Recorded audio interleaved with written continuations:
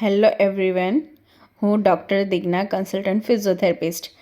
આપણને બધાને ખબર છે GSSSBની ફિઝિયોથેરાપીની ભરતી બહાર પડી છે ગૌણ સેવા પસંદગીની.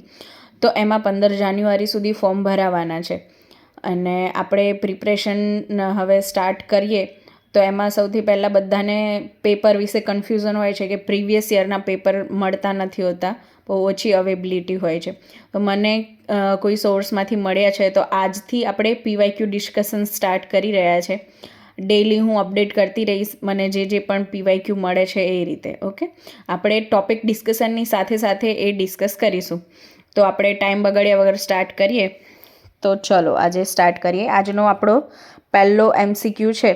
હા, મારી જોડે GKGS પણ છે, પણ આપણે એની સિરીઝ અલગથી સ્ટાર્ટ કરીશું. પહેલાં આપણે આપણી ફિલ્ડના MCQs જોઈ લઈએ, જેથી જે લોકોને પ્રિપરેશન સ્ટાર્ટ કરવી છે એ લોકોને સિલેબસમાં એક્ઝેક્ટલી કયા ટોપિક્સ પર વધારે ફોકસ કરવું એ વધારે ખબર પડે.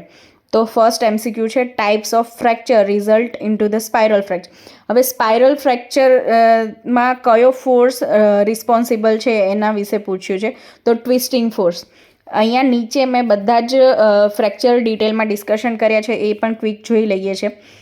ટ્રાન્સવર્સ ફ્રેક્ચર છે તો બધાને ખબર છે ડાયરેક્ટ બ્લો લાગે, ડાયરેક્ટ બ્લો અને પરપેન્ડિક્યુલર ટુ ધ બોન એક્ઝિસની ફરતે પરપેન્ડિક્યુલર જ્યારે કોઈ ફોર્સ આવે ત્યારે ટ્રાન્સવર્સ ફ્રેક્ચર થાય છે. પછી છે ઓબ્લિક ફ્રેક્ચર, જે ડાયગોનલ પેટર્નમાં હોય છે અને એમાં મોસ્ટલી કમ્બાઇન અને બેન્ડિંગ અથવા તો ટોર્શન ફોર્સ વધારે રિસ્પોન્સિબલ હોય છે. સ્પાઇરલમાં આપણે જોયું કે ટ્વિસ્ટિંગ અને એને રોટેશનલ ફોર્સ પણ કહીએ છીએ.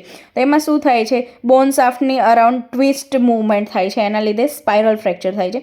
કમ્યુનિકેટેડ ફ્રેક્ચરમાં બોન્સના 3 અથવા 3 કરતાં વધારે ફ્રેગમેન્ટમાં ફ્રેક્ચર થાય છે. મોસ્ટલી ક્રસ ઇન્જરી અથવા તો મેજર રોડ ટ્રાફિક એક્સિડન્ટ હોય છે એમાં જોવા મળતું હોય છે. પછી છે ઇમ્પેક્ટેડ ફ્રેક્ચરમાં fragment forcefully driven into the bone shaft. એમાં કેવું હોય છે કે બોન્સના એન્ડ ટુ એન્ડ જામ થઈ જાય છે અને કમ્પ્રેશન ફોર્સના લીધે બોનની shaft driven into the bone shaft અને એના જે બોન ફ્રેગમેન્ટ હોય છે એ બોન શાફ્ટની ઉપર શિફ્ટ થઈ જાય છે. પછી જે કમ્પ્રેશન ફ્રેક્ચર, તો એમાં કેવું હોય છે કે બોન આ પણ ક્રશ ઇન્જરી છે, પણ એમાં કમ્પ્રેસિવ લોડ આવે છે બોન્સ ઉપર, એના લીધે થતું હોય છે. ગ્રીન સ્ટિક ફ્રેક્ચરમાં એમાં કેવું હોય છે ગ્રીન સ્ટિકમાં કે ઇનકમ્પ્લીટ ફ્રેક્ચર